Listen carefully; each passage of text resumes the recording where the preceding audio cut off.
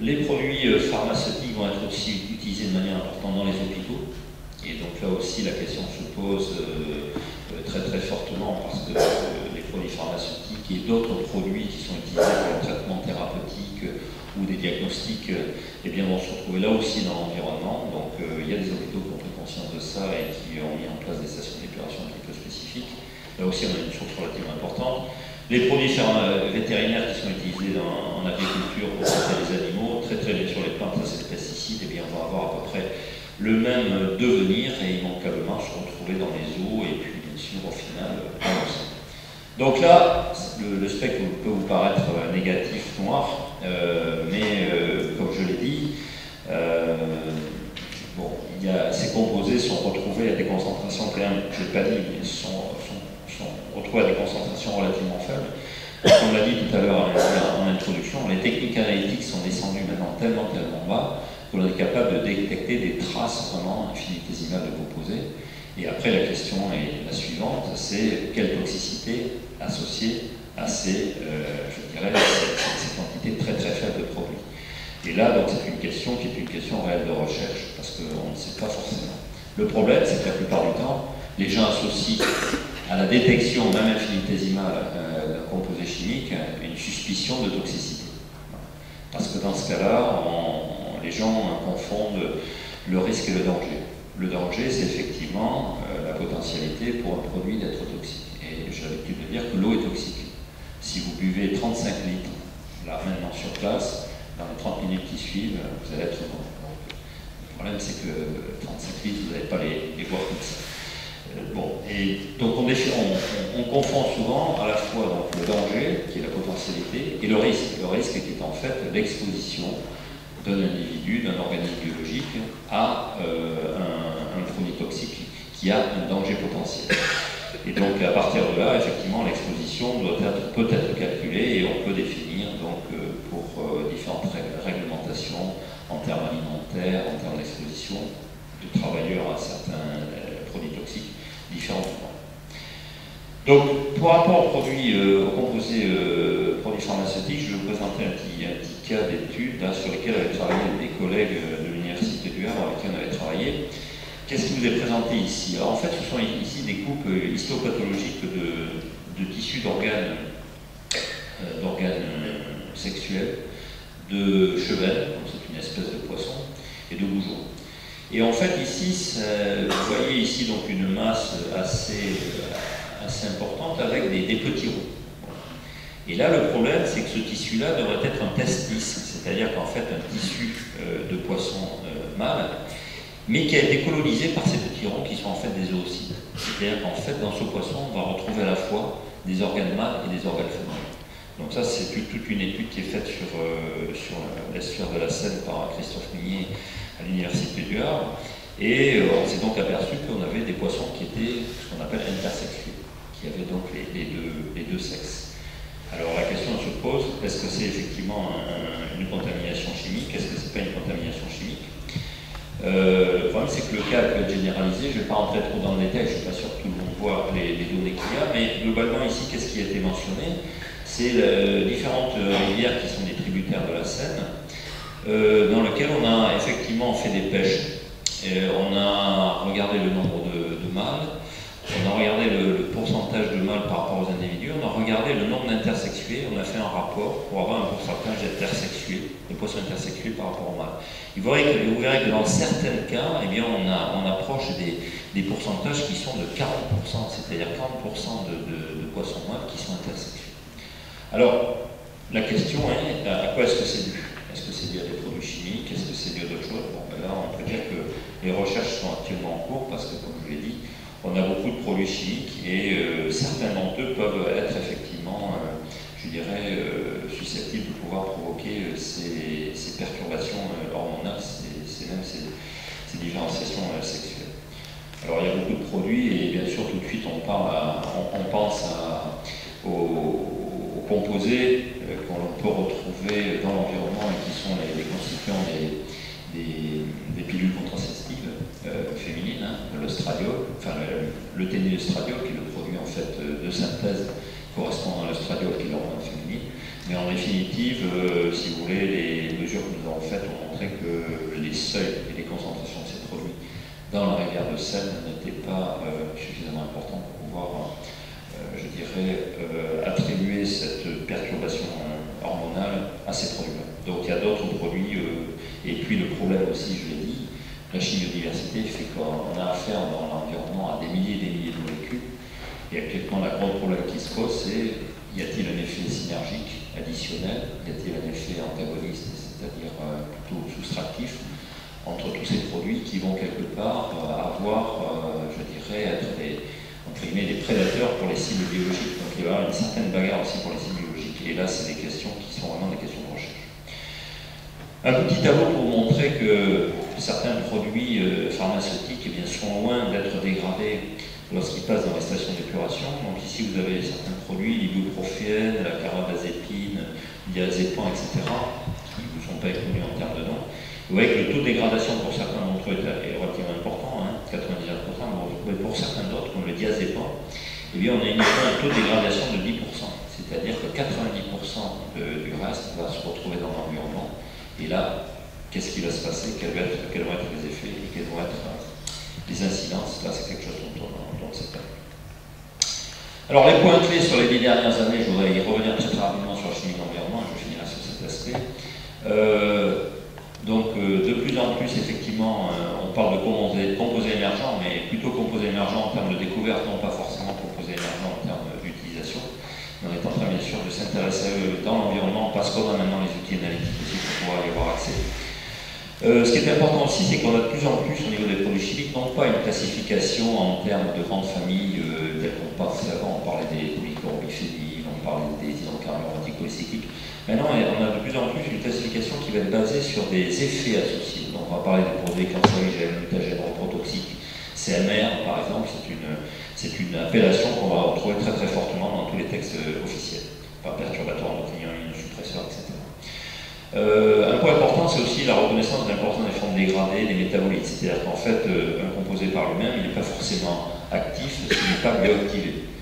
Le benzopyrène, qui est un cancérigène, qu'on trouve dans la fumée de cigarette, qui va être responsable du cancer que vous aurez dans 20 ans si vous fumez, en tant que tel, s'il n'est pas bioactivé, c'est-à-dire dégradé en forme, je ne vais pas trop décrire ici, mais qui sont plus facilement ensuite, je dirais, reliables et attachables sur des récepteurs biologiques, eh bien, n'est pas toxique en lui-même. Donc les formes en fait dégradées et les métabolites sont de plus en plus importants.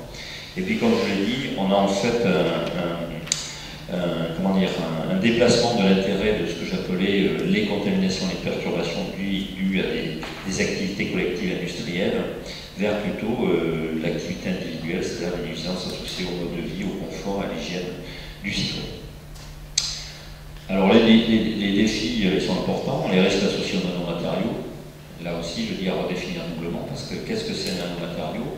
Est-ce qu'on va pouvoir aussi définir la toxicité comme on a pu le définir sur les composés simples dont je vous en ai décrit certains? Donc ça, c'est un point important. Effet du changement climatique sur le devenir des produits chimiques. Je rappelle que l'effet du changement climatique, un des effets majeurs dont les gens ne parlent pas trop, c'est qu'en définitive, c'est une accélération du cycle de l'eau. C'est-à-dire que, et alors les gens disent que oui, les tempêtes sont plus importantes, etc. Mais pourquoi? Parce qu'en fait, on a une accélération du cycle de dans le temps, et comme l'énergie à ce moment-là va être concentrée sur une période de temps plus importante, c'est pour cela qu'on a des phénomènes climatiques qui sont de plus en plus énergétiques.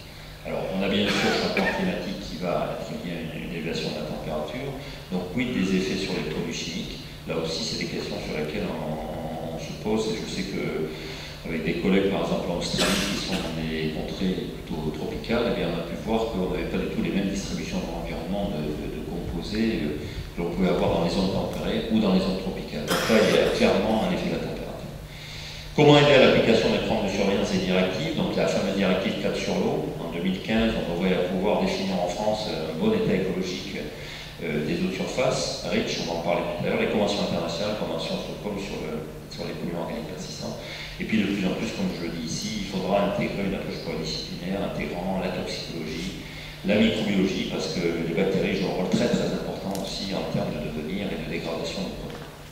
Alors REACH, très très rapidement, je pense que vous avez tous entendu un petit peu peu parlé, mais je vais essayer d'être très très rapide là-dessus pour vous rappeler quand même à quoi c'est dû.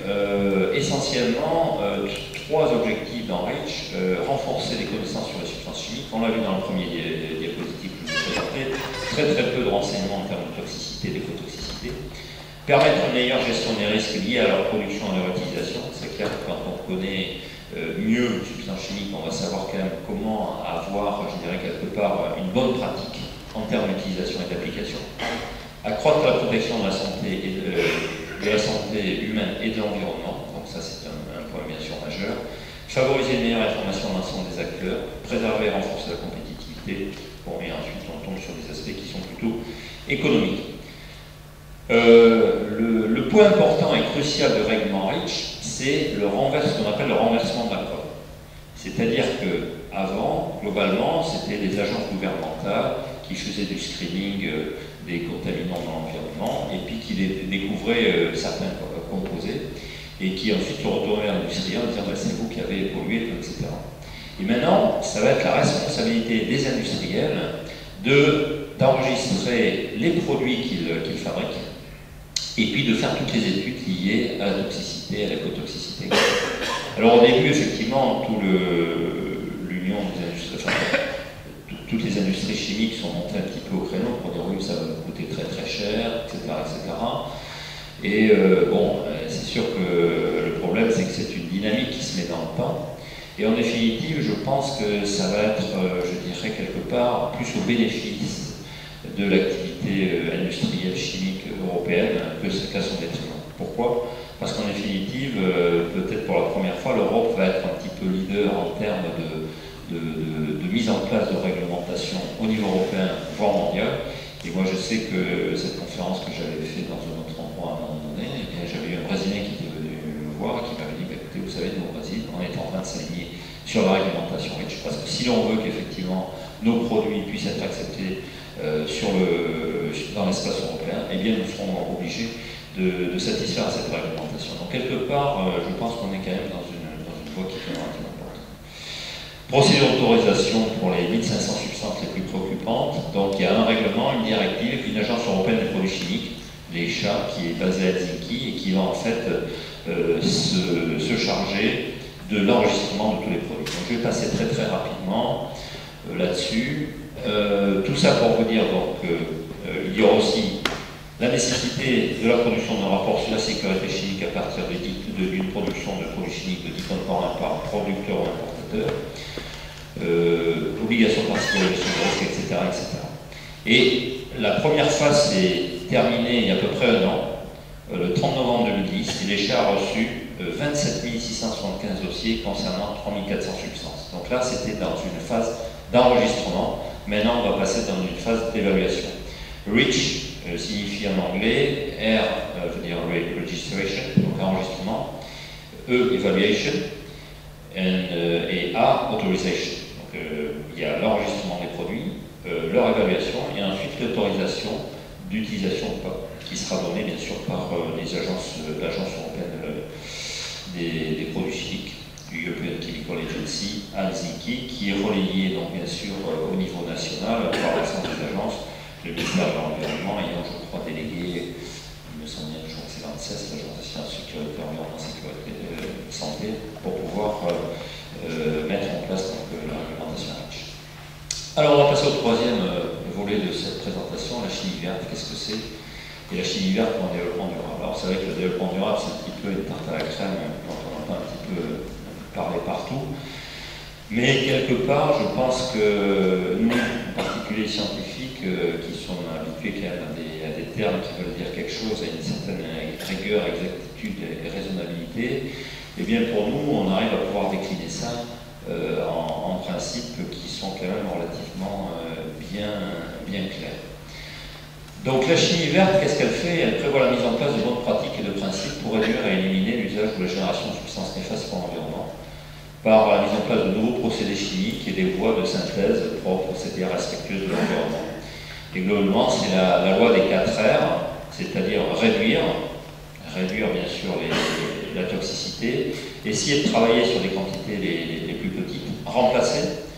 Il est clair que certains catalyseurs à base métaux lourds, bon, pas très quand même très bon pour l'environnement. Donc là, à voir si on peut trouver d'autres catalyseurs et réutiliser, voir comment on peut effectivement au niveau de certaines réactions réutiliser à la fois des catalyseurs ou être capable aussi de réutiliser certains produits secondaires de réaction qui jusqu'à présent allaient, je dirais, vers une non-utilisation. Et puis bien sûr recycler dans la mesure du possible les produits enfin recyclés. Alors, la chimie verte historique, très rapidement, elle a été, le terme a été, la green chemistry, a été défini par la National Science Foundation aux États-Unis au début des années 90. Elle a été adoptée par l'Agence de protection de l'environnement aux États-Unis. Et en 1996, en association avec l'association américaine de chimie, l'ACS, il y a une conférence annuelle qui a lieu sur la chimie et l'ingénierie verte. Et un point fondamental, c'est l'année 98 où Paul Anastas et son collègue Warner ont énoncé les fameux 12 principes de la chimie verte, et qui, je vais vous rappeler très rapidement. Et en 99 est sorti le premier exemplaire de la revue Green Chemistry qui était publié par la Royal Society of Chemistry, c'est-à-dire la société chimique britannique. Alors, la définition, elle est multiple. Une définition récente a été proposée par le PIPAM. Alors, le PIPAM, c'est quoi? C'est un programme interministériel pour l'anticipation, ME, je ne me rappelle plus ce que c'est, parce que je suis désolé. Enfin, globalement, c'est un groupe interministériel de brainstorming qui travaillait sur les anticipations à ce que doit être l'industrie du futur. Et en particulier, ils ont publié, donc il y a un nom de ça, un rapport dédié à la chimie du futur. Donc la chimie durable peut être comprise comme une industrie qui maîtrise durablement son empreinte environnementale et qui contribue à réduire celle des autres industries ou secteurs applicatifs tout en respectant des impératifs de compétitivité économique et progrès social. Donc, on retrouve effectivement les trois piliers du développement durable, c'est-à-dire d'un côté le développement économique, la compétitivité économique, le progrès social et bien sûr la protection de l'environnement. Par contre, il y a encore des confusions entre, je dirais, la green chemistry, donc chimie verte, et sustainable chemistry, qui est la chimie durable. La chimie durable étant parfois identifiée comme la chimie du végétal. En particulier, nos collègues de l'INRA parlent beaucoup de chimie verte en termes de valorisation de la biomasse et valorisation aussi de tout ce qui est utilisé en termes de déchets dans l'industrie agricole. On parle aussi de chimie blanche, je voulais quand même vous le citer, c'est une chimie qui va en fait mobiliser les micro-organismes et les bactéries pour pouvoir travailler au service de l'homme, dégrader certains produits et être aussi utilisé pour en synthétiser d'autres. Bon, je passe très rapidement ici, c'est issu du rapport PIPA, où l'on voit qu'en fait la chimie, l'industrie chimique, la chimie dans le futur sera impliquée dans les enjeux majeurs qui sont liés à la protection de la ressource en eau et l'amélioration de sa qualité, aux problématiques énergétiques des ressources fossiles, au changement climatique, au traitement de la pollution et des déchets, et bien sûr à la mise en place de stratégies pour pouvoir promouvoir très fortement les ressources non renouvelables. Et donc là, on voit les enjeux majeurs qui sont mentionnés par des grosses étoiles rouges. Les chimies vertes, les 12 principes, je vais très rapidement y passer parce que ça peut être très long. La prévention, limiter la pollution à la source, ça c'est quelque chose qui va de soi. Économiser les atomes, c'est-à-dire qu'en fait, on va essayer de développer des réactions qui vont être les plus simples possibles et qui vont faire en sorte qu'on ait peu d'étapes réactifs pour essayer d'avoir un produit final assez rapide. Donc on parle aussi de click chemistry qui va être une sorte de chimie qui va en fait assembler très rapidement différentes réactions pour pouvoir arriver au résultat final. Conception de méthodes générant peu de produits toxiques, conception de produits qui augmentent l'efficacité de leur emploi mais qui réduisent leur toxicité, utilisation de substances auxiliaires solvantes qui devraient être rendues inutiles quand cela est possible et inoffensif si employé. Donc effectivement, on a de plus en plus de la chimie qui se développe dans l'eau, on a de la chimie qui se développe aussi dans d'autres fluides, comme par exemple le CO2 supercritique, etc. Et bien sûr, les économies d'énergie, faire en sorte que les réactions se fassent à température et pression la plus ambiante possible. Septième principe, utiliser les matières renouvelables. 8, les produits dérivés doivent être bannis le plus possible, c'est-à-dire blocage, etc., etc. Bien sûr, parce que ça ensuite il faut gérer. développer des agents catalytiques qui soient plus performants et beaucoup moins toxiques que certains d'entre eux actuellement à base de métaux lourds, là je l'ai déjà cité, concevoir des produits intégrant leur sein de vie et les produits de dégradation, mise au point de méthodes d'analyse en temps réel pour pouvoir effectivement prévenir la formation de matériaux toxiques, et les produits utilisés devront être bien sûr choisis afin de minimiser les accidents chimiques. Alors les questions qu'on en parle, en fait, c'est des questions toujours de position un petit peu individuelle ou des positionnements politiques. C'est si nous savions comment concevoir les molécules chimiques de sorte qu'elles n'aient d'effets néfastes sur l'eau ou l'environnement, le ferions-nous? Donc là, c'est vraiment un engagement volontaire. Et d'autre part, si nous connaissions comment développer des produits de synthèse et de transformation chimique efficaces en matière et en énergie qui ne nécessiteraient pas l'utilisation de produits non renouvelables, d'agents toxiques ou de grandes quantités de solvants, le ferions-nous? Et ça, c'est une question quelque part qu'il faut se poser vraiment à la base, même dans les laboratoires, parce que bien, c'est des questions qu'il faudrait qu'on puisse intégrer dès la conception et le design de produits. En d'autres termes, comme je dis, la chimie verte, si elle n'existait pas, est-ce qu'on voudrait l'inventer? Et plus important, la chimie verte existe et disons-nous investir du temps, de l'argent et des fois la crédibilité pour faire avancer ce projet incontournable qui pour moi manifestement est le tournant majeur pour la chimie de demain. Alors c'est aussi une question d'argent. Je vous cite deux, trois références. L'État américain, par exemple, en 2003, a engagé 26 milliards de dollars pour satisfaire aux exigences de normes et de réglementation mises en place. C'est-à-dire que rien que pour suivre la réglementation que l'État américain a lui-même mis en place vis-à-vis industriels, eh bien, il faut mobiliser des gens, il faut mobiliser des outils, il faut mobiliser des méthodes, et ça représente relativement important. L'industrie américaine dépasse en contrôle environnemental plus de 200 milliards de dollars par an. L'industriel, c'est pareil, il va être obligé de se border en termes d'environnement, en termes de rejet, et donc il va mettre en place beaucoup de barrières pour pouvoir justement satisfaire les règles